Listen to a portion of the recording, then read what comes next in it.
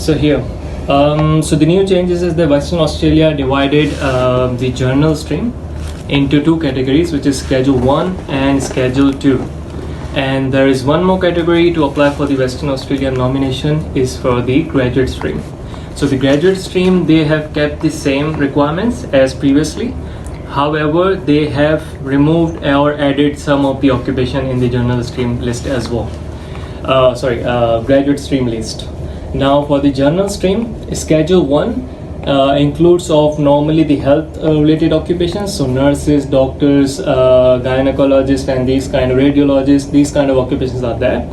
For Schedule 1, the requirement is that you must have 1 year of experience in the past already, and also have a future contract of 12 months in order to be eligible to apply for the nomination, apart from the other conditions, which include 7 each in hours if you are in the professional occupation. For the Schedule 2, that is more important because that's where you're gonna get the call from the client.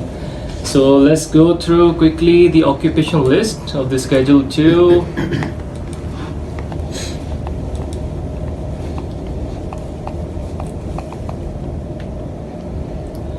So that's the occupation list for Schedule 1, Schedule 2. See, accountant. Now how to read this thing? If it says 190, yes, that means you are eligible to apply for 190 nomination if you are meeting the requirement. If it says 491 here and with yes, you are eligible to meet the 491 requirement. If you see a tick or yes in here in the region of Western Australia only, then either the category of 190 or either the category of 491, you must meet the requirement in the regional Western Australia. Okay, so if you see a yes on the regional Western Australia only, that means that the client must get the job offer for the regional Western Australia for the next 12 months. Okay, so you will see the accountant occupation is there and lots of other occupations are there. Now you have to also make sure to see this thing right there, the status available. Okay, sometimes it could be in a review.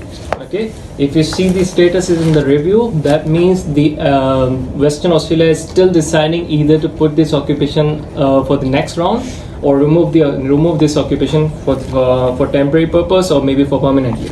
Okay, so you need to make sure you are seeing the status when counseling any of your students. So that's the occupation list, and then we can also go through the graduate one. There we go. So you'll find the graduate one on the same page. There.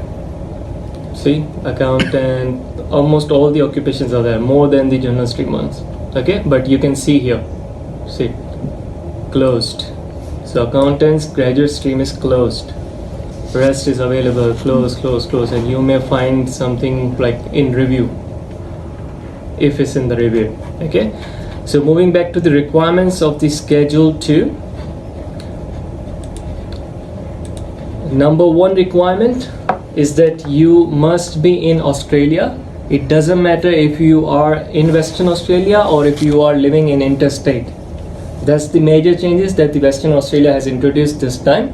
Previously it was that they must have been in the Western Australia living, as well as they must be working in Western Australia with a future contract of 6 months or 1 year, already started the job in that company. Okay, and this has to be mentioned in the expression of interest. So as per the new changes, the only document they require you to prove that you are in Australia is the lease agreement or a current bill of your address. Okay, pretty simple.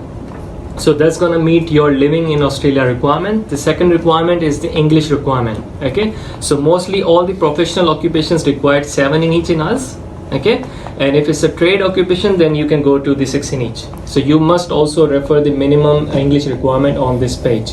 Okay, this page will be shared to you guys on the Skype after completing this meeting. Okay, so next, this is the big thing, provide a contract of employment. So if you are living in interstate, or if you are in Western Australia, or if you are already working in Western Australia with a company in your nominated occupation, the nominated occupation must be closely related. Let's say if you are a software engineer, you must be either a software engineer or a developer programmer. Okay, so in the same group category of NSCO level 1, or 2 or 3, but depending on the first 4 digits of the ENSCO level. Okay, if I ask a question, Ravi, what's the ENSCO level or ENSCO code? That's the code specifies that particular field, that each field has its own code. Yeah, so each occupation have its own ENSCO code, which is of a 6 digit. The first 4 digits define the group of that occupation.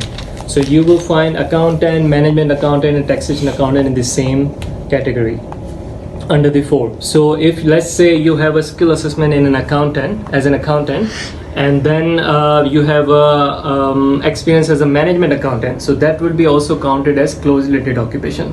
Okay, so moving next, so you must have a future job offer for the next 12 months. If you are already working in Western Australia, even if you have completed 1 or 2 months with the same company on the same contract, you must need another contract for the next 12 months in order to prove this requirement. Okay, so you have to go do some convincing to the company to get you this contract, to get the visa. Okay, the contract must be full-time, 35 hours per week. That's the minimum requirement.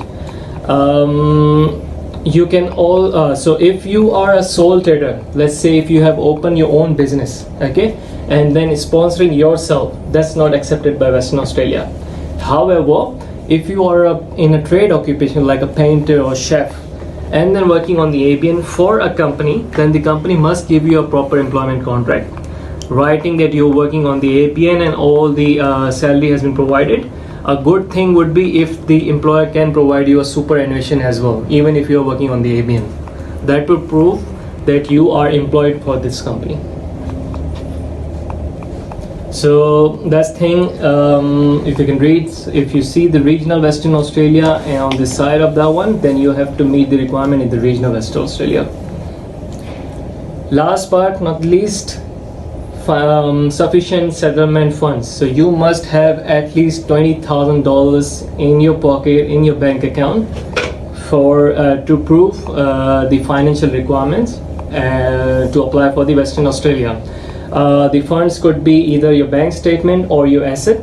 Assets includes your car valuation certificate, if you have some gold in it, or if you have some cash, then you must have the evidence for that one, so you can prove in that way as well. There will be further divide on this thing, like how to prove that things, that will come later, but for the clients, these are the basic information that you must know. Okay, to wrap up,